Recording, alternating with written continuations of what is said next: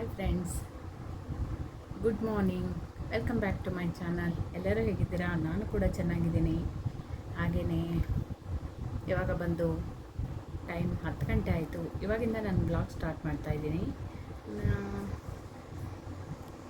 ಇವತ್ತಿನ ಒಂದು video upload ಮಾಡುತ್ತೀನಿ. ಅದರಲ್ಲಿ ಸ್ವಲ್ಪ ವಾಯ್ಸ್ ಪ್ರಾಬ್ಲಮ್ ಇದೆ. ಯಾಕೆಂದರೆ ನಾನು ಅದನ್ನು ನೋಡ್ಕೊಂಡಿರಲಿಲ್ಲ.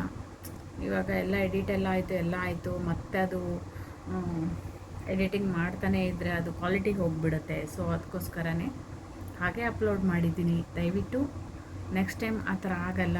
ವಿಡಿಯೋನ ಸರಿಯಾಗಿ ಎಡಿಟ್ ಮಾಡಿ ವಿಡಿಯೋ ಅಪ್ಲೋಡ್ ಮಾಡ್ತೀನಿ. ದಯವಿಟ್ಟು ಕ್ಷಮಿಸಿ. ಹಾಗೆಯೇ ಮತ್ತೊಂದು ವಿಷಯ, ನಿಮ್ಮ ಕಥೆನ ಇನ್ನು ಮುಂದುವರಿಸಿ ಅಂತ ಯಾರಾದರೂ ಕೇಳ್ಕೊಂಡಿದ್ರಿ. ಅವ್ರ ಹೆಸರು ಮಾಲಾಶ್ರೀ ಅಂತ ಹೇಳಿ ಯಾರೋ ಸಬ್ಸ್ಕ್ರೈಬರ್ ಇರ್ಬೋದು.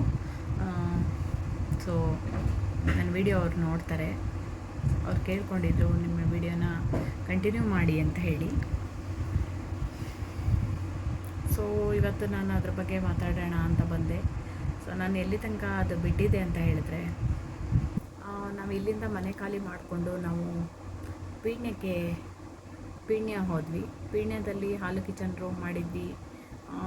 ಮನೆ ಐಟಮ್ಸ್ ಎಲ್ಲ ಸ್ವಲ್ಪ ಇತ್ತು, ಅದನ್ನೇ ನಾವು ಅಲ್ಲಿಗೆ ಶಿಫ್ಟ್ ಮಾಡಿದ್ವಿ. ಶಿಫ್ಟ್ ಮಾಡಾದಮೇಲೆ ಅಲ್ಲಿನ ಓನರು ಅವ್ರಿಗೂ ಎಲ್ಲ ಪ್ರಾಬ್ಲಮ್ ಗೊತ್ತಿತ್ತು. ನಮ್ಮ ಮನೆಯವ್ರ ಮೊದಲೇ ಹೇಳಿದರು ಈ ಥರ ಎಲ್ಲ ಆಗಿದೆ ಅಂತ ಹೇಳಿ. ನಾನು ಅಲ್ಲಿ ಮನೆಯೆಲ್ಲ ಕ್ಲೀನ್ ಮಾಡಿ ಹಾಲು ಉಕ್ಸೋ ಸ್ಟೇಜಲ್ಲಿದ್ದು ನಾನು ಖಂಡಿತ ಇರಲಿಲ್ಲ ಅವಾಗ. ಸೊ ನಮ್ಮ ಮನೆಯವರು ಹಾಲೆಲ್ಲ ತೊಗೊಂಡು ಬಂದರು. ಓನರೇನೆ ಹಾಲೆಲ್ಲ ಉಕ್ಸಿದ್ರು. ಹಾಲು ಉಕ್ಸಿ ನಿಮಗೆ ಪೂಜೆ ಎಲ್ಲ ಮಾಡಿ ಕೊಟ್ಟರು. ಕೊಟ್ಟಾದಮೇಲೆ ನಾವು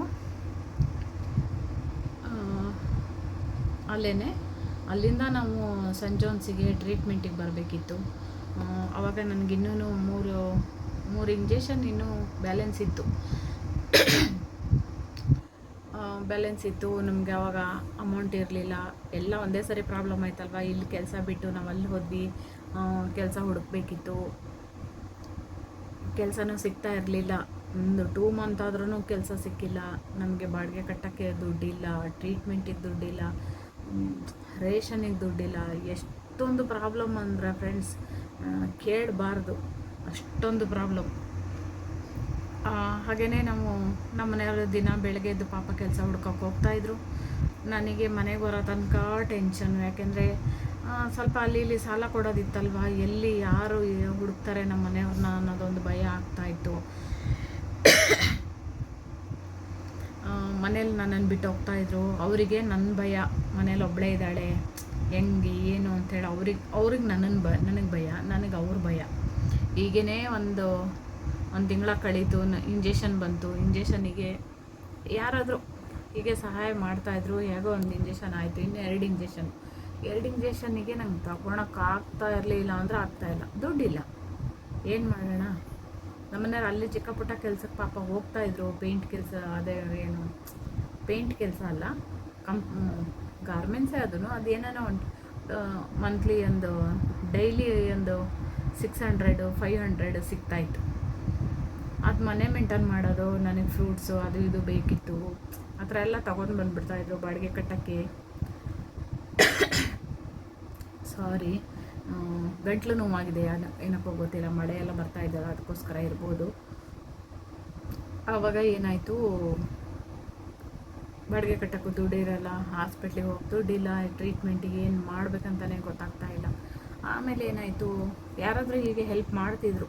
ಹೆಲ್ಪ್ ಮಾಡಲ್ಲ ಅಂತ ಇಲ್ಲ, ಮಾಡ್ತಾಯಿದ್ರು. ಒಬ್ಬರು ಯಾರಿಗಾರು ಕೇಳಿದಿದ್ರೆ ಕೊಡ್ತಾಯಿದ್ರು.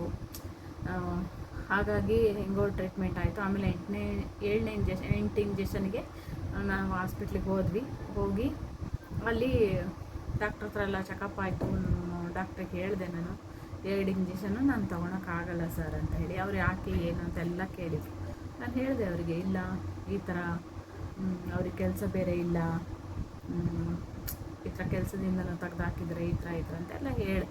ಸರಿ, ಅವರು ಪಾಪ 2 ಇಂಜೆಕ್ಷನ್ನಿಗೆ ಸತ್ಯವಾಗ್ಲೂ ನನಗೆ ಎಲ್ಲಿ ಹೋದ್ರೂ ದೇವ್ರು ಇದ್ದಾನೆ ಅಂತ ಹೇಳೋದಕ್ಕೆ ಇದ್ದೇನೆ. ಅವರವರು ಡಾಕ್ಟ್ರುಗಳು ಏನೋ ಮಾತಾಡಿಕೊಂಡ್ರು. ಯಾಕೆಂದರೆ 1 ಇಂಜೆಕ್ಷನ್ ಬಂದು 17,000-18,000, 2 ಇಂಜೆಕ್ಷನ್ ಅಂದರೆ ಅಲ್ಲಿಗೆ ಆಯ್ತಲ್ವ 35,000 ಹಂಗೆ ಆಗಿಬಿಡುತ್ತೆ.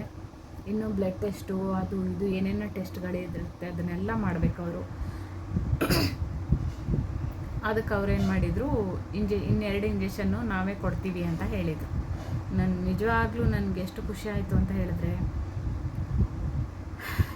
ಒಂದು ದಿವಸ ಅಡ್ಮಿಂಟ್ ಆದ್ವಿ, ಒಂದು ದಿವಸ ಅಡ್ಮಿಂಟ್ ಆಗಬೇಕು, ಆಗಿಬಿಟ್ಟು ನಮಗೆ ಬ್ಲಡ್ ಟೆಸ್ಟು ಅದು ಇದು ಎಲ್ಲ ಆಯಿತು. ಇವತ್ತು ಹೋಗಿ ಅಡ್ಮಿಂಟ್ ಆಗಿದ್ವಿ, ಮರುದಿವಸ ಇಂಜೆಕ್ಷನ್ ತೊಗೊಂಡು ಮನೆಗೆ ಬಂದ್ವಿ. ಹೀಗೆ ಆಯಿತು 2 ಇಂಜೆಕ್ಷನ್ನು. ಲಾಸ್ಟ್ 9ನೇ ಇಂಜೆಕ್ಷನ್ 10ನೇ ಇಂಜೆಕ್ಷನಿಗೆ ಏನಾಯಿತು, 10ನೇ ಇಂಜೆಕ್ಷನ್ಗೆ ನಾನು ಅದೇನೋ ನನಗೆ ಹಂಗೆ ಆಗ್ತಾಯಿತ್ತು. ಇಂಜೆಕ್ಷನ್ನು ಅವ್ರು ಕೊಟ್ಟ ತಕ್ಷಣವೇ ಇಂಜೆಕ್ಷನ್ನು ಒಂದು ಕಡೆ ಒಂದು ರೂಮಲ್ಲಿ ತೊಗೊಂಡು ನಾನು ಇನ್ನೊಂದು ರೂಮಿಗೆ ಶಿಫ್ಟ್ ಮಾಡ್ತಾಯಿದ್ರು ಬೆಡ್ಡಿಗೆ. ಅಲ್ಲಿ ನನಗೇನೋ ಒಂಥರ ಬಂದು ಗ್ಲುಕೋಸ್ ಹಾಕಿದ್ರು ಅವರು. ಗ್ಲುಕೋಸ್ ಹಾಕಿದ ತಕ್ಷಣವೇ ನನಗೆ ಈ ಬೋನ್ಸ್ ಎಲ್ಲ ಏನು ಮುರಿದಂಗೆ ಆಗ್ತಾಯಿದೆ. ಆಮೇಲೆ ಬಾಡಿ ಎಲ್ಲ ತುಂಬಾ ಫ್ಯಾಟ್ ಆಗ್ತಾಯಿದೆ ಅನ್ಬೇಕು. ಅಂದರೆ ನಾವು ಯಾವಾಗೆ ಬೆಲೂನ್ ಊದ್ತೀವಲ್ಲ ಆ ಥರ ಆಗ್ತಾಯಿದೆ ಏನೋ ಅನ್ಬೇಕು, ಹಂಗೆಲ್ಲ ಆಗ್ತಾಯಿದೆ. ಆಮೇಲೆ ಕಣ್ಣೆಲ್ಲ ಕೆಂಪಗಾಗ್ತಾಯಿದೆ. ಅವತ್ತು ನಮ್ಮ ಅಕ್ಕ ಕೂಡ ಬಂದಿದ್ದರು ನನ್ನ ಇಂಜೆಕ್ಷನ್ ಟೈಮಲ್ಲಿ. ಲಾಸ್ಟ್ ಇಂಜೆಕ್ಷನ್ ಟೈಮಿಗೆ ಒಬ್ರು ಅಕ್ಕ ಬಂದಿದ್ದರು, 2ನೇ ಅಕ್ಕ ಬಂದಿದ್ದರು.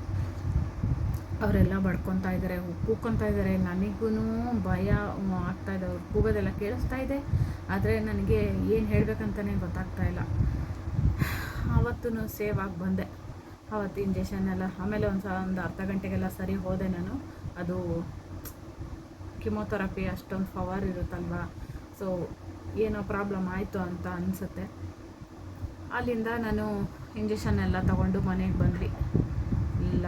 ಸೆಂಟ್ ಜೋನ್ಸಿಂದ ಲಗ್ಗೆರೆಗೆ ಬರೋಕ್ಕೆ ಸಾಯಂಕಾಲ 6 ಗಂಟೆಗೆ ನಾವು ಬಸ್ ಹತ್ತಿದ್ರೆ